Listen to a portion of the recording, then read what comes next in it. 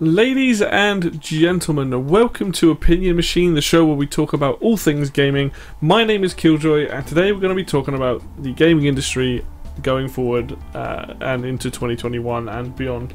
Now, this isn't going to be the happiest video, because I think what this is mostly me talking about is how the gaming industry as a whole needs to do better after some pretty crazy things happening in 2020. So we're going to go through all that and why it's important that the game industry needs to start being held accountable on all levels for all kinds of things. Things need to change. 100% things need to change. Let's start with a couple of things. So the two major things that happened last year was a huge scandal with Ubisoft and a lot of their employees being harassed, sexually harassed, you know, all that kind of stuff going on there, and this has been going on for a while apparently. And also with the end of the year with CD Projekt Red releasing Cyberpunk. Now, those are the two biggest things that come to mind. I'm sure there was other stuff as well, but these are just examples I want to use. And kind of like, also I want to talk about reviewers as well, and the way that they, you know, they're meant to be there for the customers and how they can do a better job as well. So, and all amounting into more transparency. Let's talk about, firstly, let's talk about crunch, and let's talk about harassment in the workplace. Over the last few years, we've definitely seen more and more companies come out, or more people discreetly who work for, you know, bigger companies. We've seen it with Rockstar, we've seen it with NetherRealm Studios, we've seen it with Ubisoft, we've seen it with CD Projekt Red, where a lot of people are being told they have to work mandatory overtime, essentially worked into the ground to finish projects, to keep to, you know, it basically comes down to mismanagement of time. That's what the problem is with these things. Whenever you hear the term crunch, it just means here's a month where we have to work extra hours to make sure this thing gets out on time, and is, you know, day one patch is basically in the state that people expect the game to be in the state, and also to meet deadlines. Usually this happens because it is a lack of time management on the higher ups. They've misjudged how long something's going to take, and even I've mentioned some companies that obviously people have come out and said about.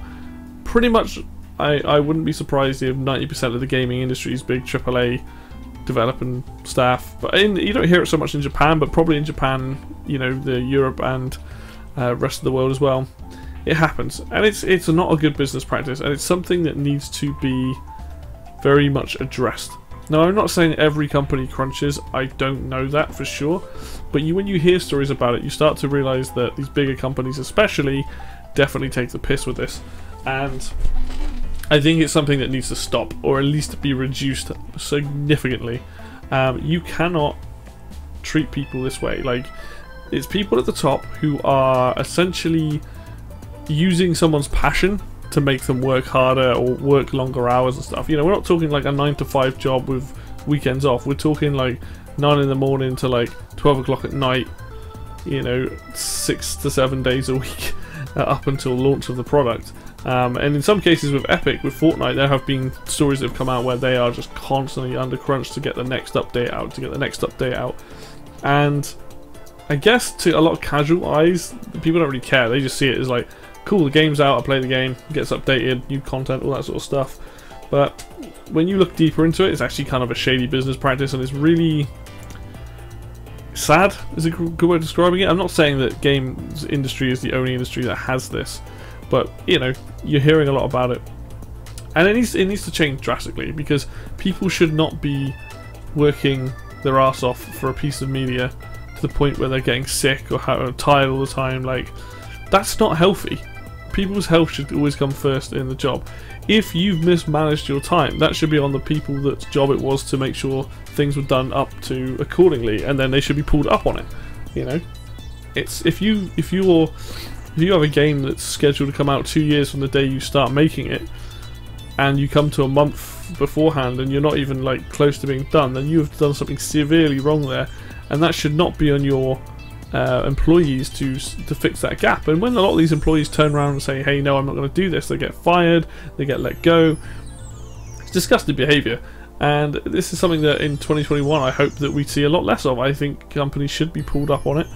I wish more people would be willing to not purchase products from said companies until things change, but it's really hard when you've got a lot of people that don't look into it that deep and some people that don't care.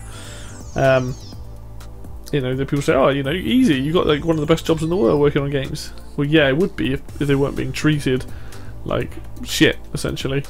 On top of that, we obviously had the big Ubisoft scandal where you had a lot of high management done, or basically being accused of harassment, sexual harassment, and all the other stuff in between.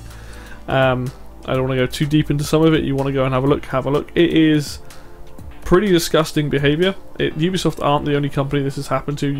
I've heard stories about Rockstar and the way they treat their employees, or the way the management works in there. And you know what? The fact that Yves Guillemot, I think that's how you pronounce his name, the guy at the top, he knew this stuff was going on. He clearly, it's come out like they've got an independent investigation going on now. A lot of the people that they've let go and put on suspended leave and all that are still getting money from the company. They've not suspended their shares. They're not being paid, but they're still getting money some way.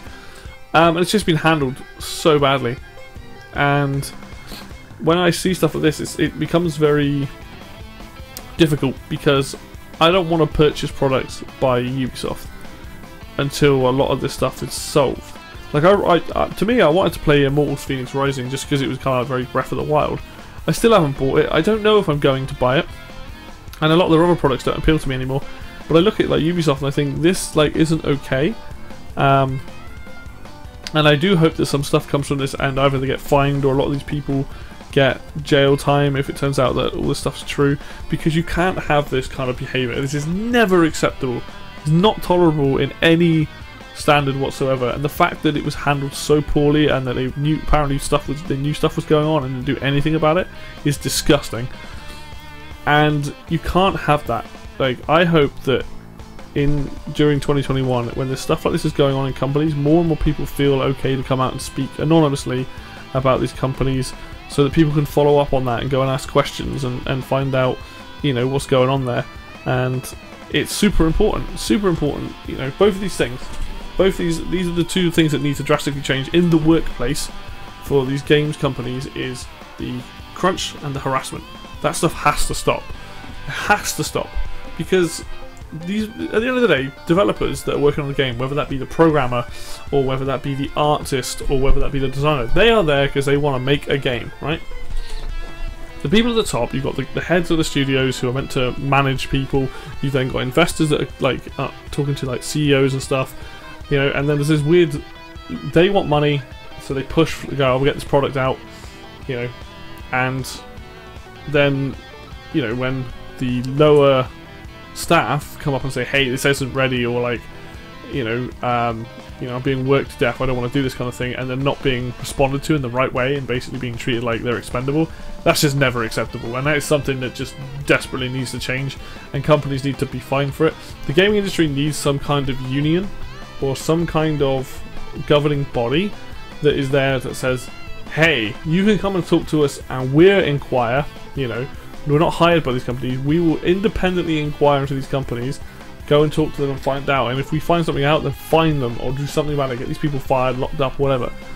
Same with crunch. There needs to be rules brought in where this stuff cannot happen. You cannot make somebody do like a 14 to 15 hour day mandatory and like 6 to 7 days a week.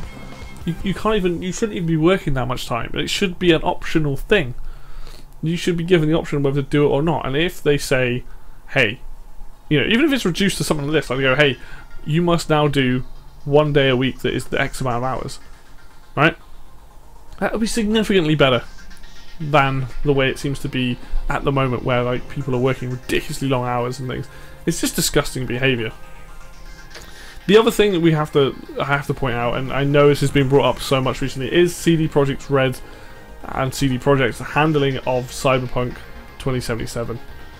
Yes, the game was buggy on launch and all this sort of stuff, but we live in a time where patching and putting out products can get better over time. So the unique thing about gaming is that a game can go out, and you know, Cyberpunk isn't the first example of this. We had Fallout 76, we've had other Bethesda games in the past, Rockstar games. We've had No Man's Sky, for example, launching with a bunch of stuff missing. It either launched too early, got too hyped, you know, and eventually during they went away, went quiet, they were patching the game, they were working on the game, they made the game better. And that's hopefully what's going to happen to Cyberpunk for the people that want to play that game. It's going to be better. You know, the PC version was significantly more stable. It has a few bugs, but it's significantly more stable and playable than something like the PlayStation 4 version or the Xbox One version. And while I don't want to sit here and rag on the developers or anything like that, you can clearly see mismanagement at the top here. You know, they were like, oh, we don't need to crunch anymore. Clearly, there's been nothing but crunch at CD Projekt Red. These poor developers trying to get a version, knowing full well, by the way, that this version was never going to be good at launch. And it's just backfired drastically in CD Projekt Red's face. In the sense that the investors are now suing them, or a class action lawsuit to them. People have refunds. So yes, the game still sold well. And like the thing is, I want to play Cyberpunk. I do. I'm in the process of building a new PC so that, you know, this year I can play it at some point. However, I'm the kind of I'm going to wait until those patches come out. I'm going to see how this whole situation is handled, because it's not acceptable. Customers should not be lied to in the marketing, which definitely parts of those marketing were. But like, alright, pre-ordering is always a bad thing generally. When you pre-order a product that hasn't had any reviews, or like hasn't, you know, there's no information out there to like how well the game runs on that, you're making a decision on your behalf saying, I am kind of basically going, I think this game's going to be great, I'm taking a risk. Because when you pre-order a game, you are taking a risk on that game, hoping that that game is going to live up to the expectations you've either seen in the marketing or the expectations you have made upon yourself. And this is why reviewers exist. Reviewers are there to review a product, to tell the consumer if the product is firstly fun or, you know, working, and, you know, what if there are any issues, what those issues are. And a lot of people with the Cyberpunk reviews, I think, played the PC version before the other console versions go out. So there's a big difference between the PC and the console versions. Now, I'm quite critical myself where, like, for example, I played Borderlands 3 last year, or the year before, and I enjoyed it, but I had nothing but visual bugs and audio bugs. And as much as I like the game, I was like, I can't recommend this to people on PC at the moment because there's so many issues with it. You know, I was having personally, and obviously with PC it can vary. And it's the same with Cyberpunk. If I played Cyberpunk and just had a myriad of audio glitches and visual glitches, I can't then be like, oh, go and play this game. I'll be like, no, there's a big caveat there. Like, you should probably wait on this game. And it's just a shame that we live in a time where a lot of money gets handed over before the product's released. You know, pre-order bonuses, special editions, pre-order, you know, just pre-ordering the game in general. And you know, a lot of these companies probably see that as like, oh, we will fix it later, it'll be fine. And that is an attitude that needs to stop. These companies need to be far more transparent about the state of their projects and what to expect when the games launch. Like, no one's gonna, you know, admit to bugs, especially as a PC game where, you know, there's so many hardware variants.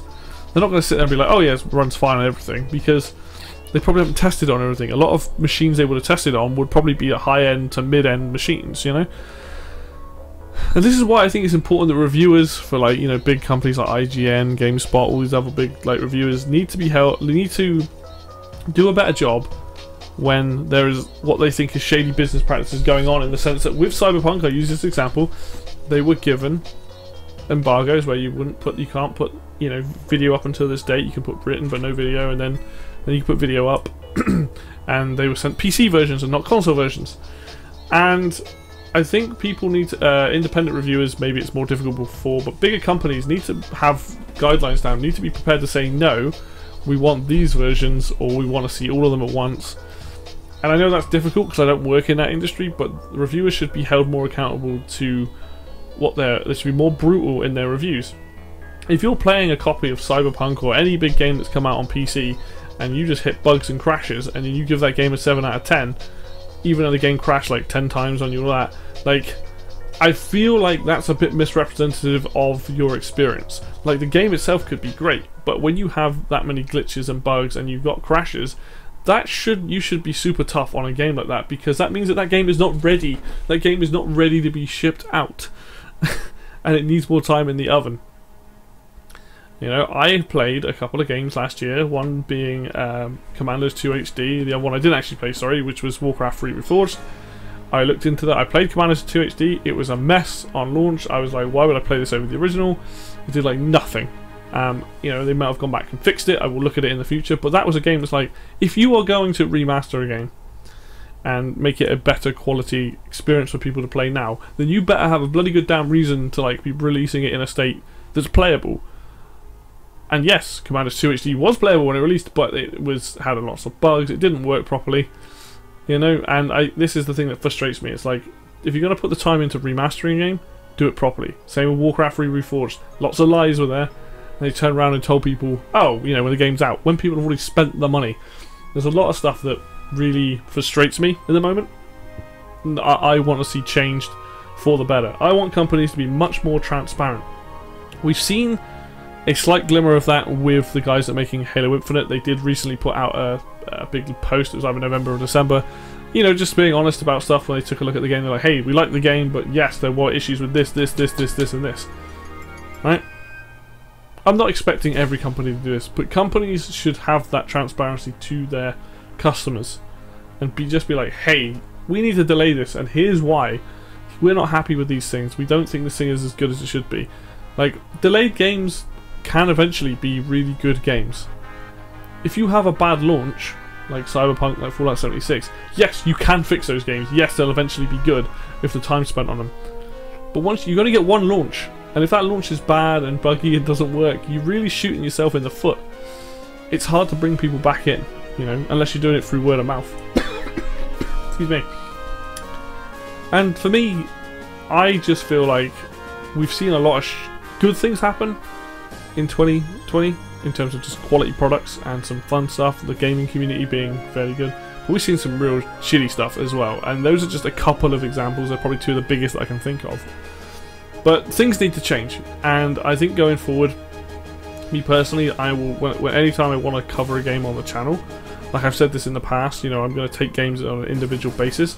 I will take my time. I will make sure that I'm playing games, whether that's on PC or whether that's on Switch, from these, especially these big AAAs, to really take a look and be like, was this game made in a way that's firstly fun? Is it broken on launch? With this sort of stuff? Like, I want to give an honest opinion of anything I play. But then if there's stuff like with Ubisoft where it's like, should I be, on a personal level, should I be playing their games, basically, until more light has been shed on that whole situation. So there's a lot of stuff that I want to see improved in the gaming industry as an industry. You know, transparency. Stop harassing the people that are there, the employees. Don't crunch the employees. Make a good working environment. 2020 was a hard year because of the pandemic. You don't need all of this crap on top of that. You know, and with any luck, things will change. You know, I'm optimally cautious, and I really hope that we do see some change and we see some things get better. But you know, as consumers, we need to make it very loud and clear that we're not okay with this stuff, and make sure these companies know that, and either by not buying their products or finding a way to reach out to them in a way.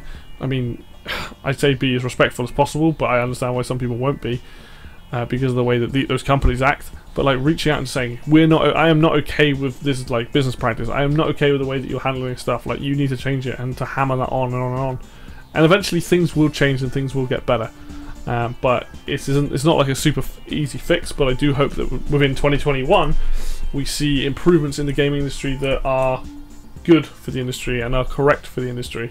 So that's my thoughts on it. You know, I'm just one dude with these thoughts, but I really am, you know, I'm disappointed with certain companies. You know, I'm even disappointed with some of the stuff Nintendo was up to last year as well, with their like whole Smash scene and stuff.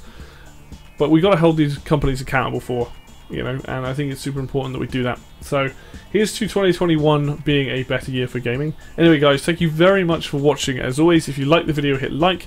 If you want to see more content like this, then hit the subscribe button. Links for Facebook and Twitter will be down below as always. And until next time, I will see you then.